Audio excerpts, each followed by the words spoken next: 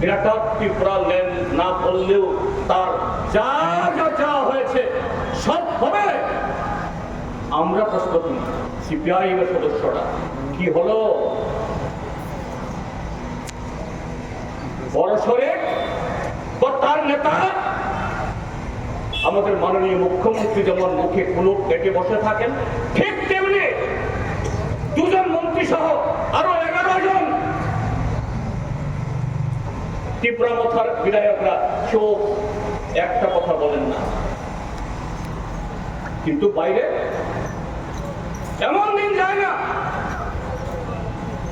ওই টাকার জলা, চাম্পুই জলা, কুমরলৌ, মান্দায়, জিরানিয়া, ওদিকে হেজামারা, বাইসালবাড়ি, আরো বিভিন্ন জায়গাতে গত 1 মাসের মধ্যে 15-16টা ঘটনা হয়েছে।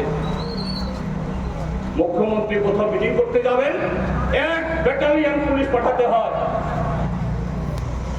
ধরে ধরে কিছু লোক নিয়ে আসেন, তার 4 গুণ হয় পুলিশ। হ্যাঁ ঠিক আছে, মুখ্যমন্ত্রী নিরাপত্তা দিতে হবে, আমরা এর আপত্তি জানাচ্ছি না। কেন সাধারণ মানুষকে নিয়ে এই নাটকগুলো কেন? এই নাটক ওই চাম্পুই জলাতে, খুমলুঙে কি ত্রিপুরা মথার তরফ থেকে, কি বিজেপির তরফ থেকে এই নাটকগুলো সাধারণ মানুষকে দিয়ে না করিয়ে, সাধারণ মানুষের রক্ত না জড়িয়ে নিরীহ বিজেপি সমর্থক এবং ত্রিপুরা মথা সমর্থকদের মধ্যে আপনারা যারা বড় নেতারা, সন্ধ্যা হলে যারা বড় বড় রসগোল্লা যারা খান, ওই হাইটি 1000 টাকা কিলো দামের চা যারা খান, সেখানে সমাধান করেন না। এই রাজ্যের মানুষ আপনাদের বাহবা দেবে, এ রাজ্যের মানুষ প্রশংসা করবে, এ রাজ্যের মানুষ আপনাদেরকে ঠেঙ্গারা বাহিনী তৈরি করে ওই এসআইআর করা বিহারের মতো ত্রিপুরা রাজ্যের মধ্যেও ভোটার তালিকায় কারচুপি করে, প্রশাসনকে অপব্যবহার করে। আপনাদের পঞ্চায়েত দখল করতে হবে না, মিউনিসিপ্যালিটি দখল করতে হবে না, মানুষই আপনাদেরকে আশীর্বাদ করবে, তৃতীয়বার, চতুর্থবার, পঞ্চমবার ক্ষমতায় বসাবে। কিন্তু সেই হিম্মত নেই, সেই সৎসাহস নেই, সেই নৈতিকতা নেই। কেননা গত 7.5 বছর ত্রিপুরার এমন কোন দপ্তর নেই, পঞ্চায়েত থেকে মহাকরণ, একেবারে ওয়ার্ড থেকে শুরু করে প্রত্যেকটা দপ্তরে হেডকোয়ার্টার অনিয়ম, দুর্নীতি এতে ভর্তি। এবং এমন ভাবে হিতাহিত জ্ঞান হারিয়ে ফেলেছে মাননীয় মন্ত্রী, সংবিধানের শপথ করা মন্ত্রী, তিনি সাংবাদিকদের সামনে বুকে বুক ফুলিয়ে বলেন, হ্যাঁ আমরা তো সবাই সোর্স মানি গ্রহণ করি, মানে আমরা ঘুষ খাই। এটা লুকুনো না, এটা গোপন না, এটা অন্ধকার না। ত্রিপুরাজ্যের মানুষ শুধু আজকে বিরোধী দল না, আপনাদেরকে যারা আপনাদের এই সমস্ত মোহে একদিন যারা ভোট দিয়েছেন তারও সরছে, আপনারা টের পাচ্ছেন।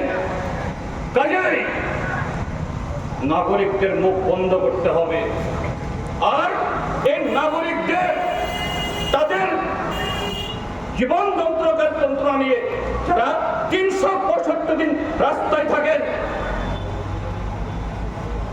সমস্ত ধরনের প্রতিকূলতা বাড়িয়ে তাদেরকে মিটিং করতে দেওয়া যাবে না। প্রথমত রক্তচক্ষু দেখাবেন, আক্রমণ হবে। আমাদের এই এলাকার এই বিধানসভা কেন্দ্রের প্রাক্তন বিধায়ক কবি রতন দাস এখানে রাজনগরে সভা করছিল, তার উপর হামলা হয়েছে। এটাও তো হয়ে গেল প্রায় 6 মাস। একটা অপরাধী ধরা পড়েছে, নাম ধাম দিয়ে এফআইআর করা হয়েছে। আর এইভাবে যখন পারছেন না, তখন চেষ্টা করছেন প্রশাসনকে দিয়ে বন্ধ করানো যায় কিনা। এইভাবে চলবে না। ত্রিপুরা রাজ্যের মানুষ তৈরি হচ্ছে, গড়ে গড়ে চোট বাড়ছে। শুধু যারা সিপিআইএম করেন, বিজেপি তীব্রমথা বিরোধী, তারা না, আপনাদের ঘরেও ভালো মানুষ আছে, সৎ মানুষ আছে, যারা প্রাণ থেকে ভালোবেসেছেন, আপনাদেরকে বিশ্বাস করেছেন।